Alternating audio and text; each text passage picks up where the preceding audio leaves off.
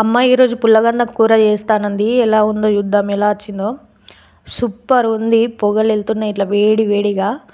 చాలా టేస్టీగా ఉన్నట్టుంది. తొందరగా తినేసేయాలి. ఎట్లా వండిందో చూద్దాం రండి. ఏమేమి వేయాలి అమ్మ ఇంట్లో? ఉప్పు, పసుపు, నూనె వేసి ఉడకబెట్టాలి. ఎందుకు ఉడకబెట్టాలి అట్లా? ఉడకబెడితే దురద ఉంటే పోతుంది, మెత్తగా మంచిగా ఉంటాయి. పులుసు పోతే మంచిగా ఉంటుంది. పుల్లగందలో కొందరు చిక్కుడు ఆకులు, జామ ఆకులు వేస్తారు దూర పోవడానికి.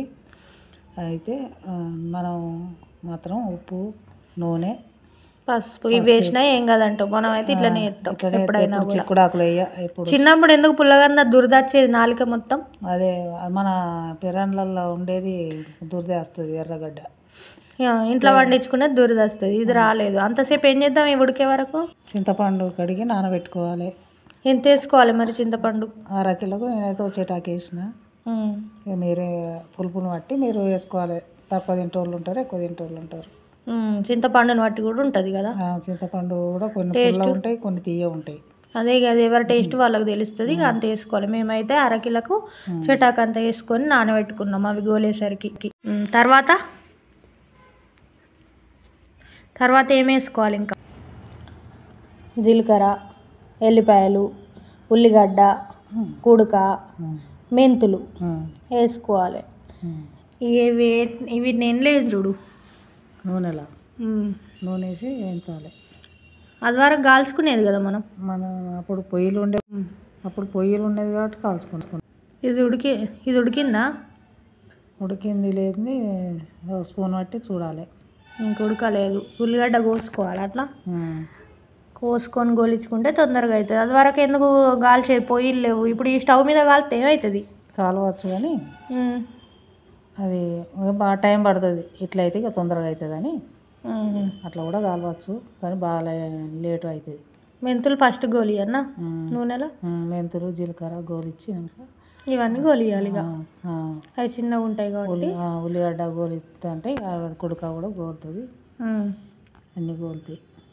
గోలిన తర్వాత మళ్ళీ అటు మిక్సీ పట్టుకుంటే మంచిగా ఉంటుంది. ఇవి గోలిచ్చి ముందు పక్కన పెట్టుకుంటే ఇక చల్లారుతుంది. చల్లారినాక ఇక టైంకు మిక్సీ పట్టుకుందాం. ఇంకా ఎట్లా వండేటోళ్ళు అప్పుడు? ఏమేమి వేసేటోళ్ళు? ఇలా కళ్యామాకు లేదు మరి మనకు. కొత్తిమీర ఏం కాదు, కళ్యామాకు లేకుండా ఏం కాదు. కొత్తిమీర వేసుకోవచ్చు. కొత్తిమీర ఉంటే వేసుకోవచ్చు, లేకుంటే లేదు. అప్పుడు పల్లెటూర్లలో వేసేటి అని ఖచ్చితంగా ఉండన్నా.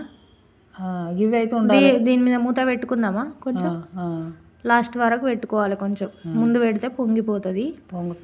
ఈ లాస్ట్కి ఇట్లా ఉడికిందా లేదు చూద్దాం. ఇట్లా చాకుతోటి లేకుంటే స్పూన్ తోటి చూడాలి. ఉడికినట్టే కదా. ఇక దించుకుందాం.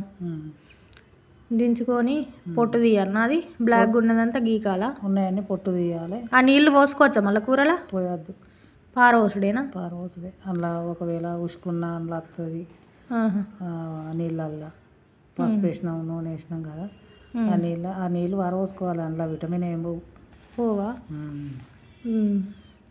ఎట్లయినా పొట్టు తీయడానికి మనం కట్టెలాగానే ఉన్నది సేమ్. బాగా గట్టిగా ఉన్నదా? బాగా గట్టిగా ఉన్నది. ఈ పేస్ట్ మిక్సీ పట్టుకుందాం. చల్లగైంది. చల్లగైనాక మిక్సీ పేస్ట్ లాగా వేసుకొని ఇక స్టవ్ మీద గిన్నె పెట్టుకుందాం. పెట్టుకొని నూనె పోసుకొని అందులో కంచుట్లా నూనె వేడైన తర్వాత పచ్చిమిర్చి, జీలకర్ర, ఆవాలు ఉంటే వేసుకోవచ్చు. ఆవాలు కూడా వేసుకోవచ్చు, కానీ మీ బాబు తినడనే వేయలే. మిర్చిలు వేయాలి. ఉల్లిగడ్డలు వేయన్నా మళ్ళీ? పేస్ట్ పట్టుకున్నాం కాబట్టి వేయకుండా ఏం లేదు. వేసేటి గింతేనే. గింతే పసుపు వేసుకోవాలి. కొంచెం అల్లం కూడా వేసుకుంటారు కొందరు. వేయకుండా మంచిగానే ఉన్నాయి. టేస్ట్ అయితే సూపర్ వచ్చింది ఫ్రెండ్స్. వండుకొని చూడండి. పులుసులు అంటే ఇక అమ్మమ్మలు, నానమ్మలు ఇట్లా పెడితేనే మంచిగా ఉంటాయి అంటారు కదా. అట్లనే మా అమ్మ పెడితే కూడా సూపర్ వచ్చింది. నాకైతే ఫుల్ నచ్చింది. ఇవి మంచిగా వాసన పోయే వరకు మంచిగా వేయించుకోవాలన్నట ముక్కలు.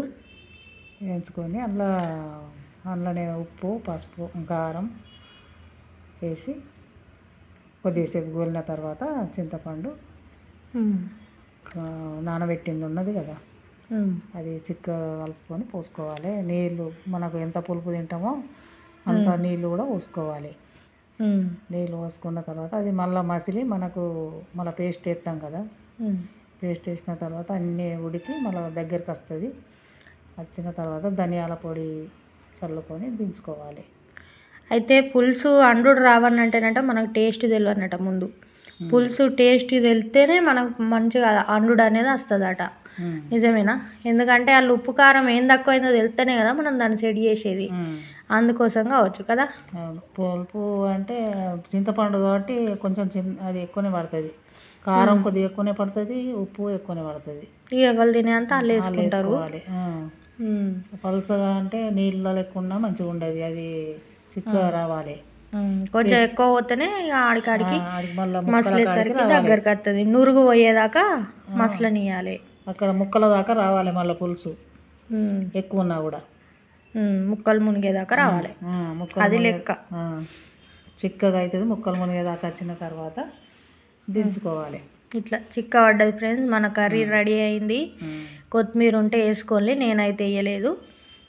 కొత్తిమీర వేసుకుంటే సూపర్ ఉంటుంది. ఇక ఇలా కళ్యామాకు లేకున్నా ఏం కాదట. పెద్ద ఇంగ్రీడియంట్స్ ఏం అవసరం లేదు, ఉన్న దాంతో చాలా టేస్టీగా ఉంది. Please subscribe my channel, like and share.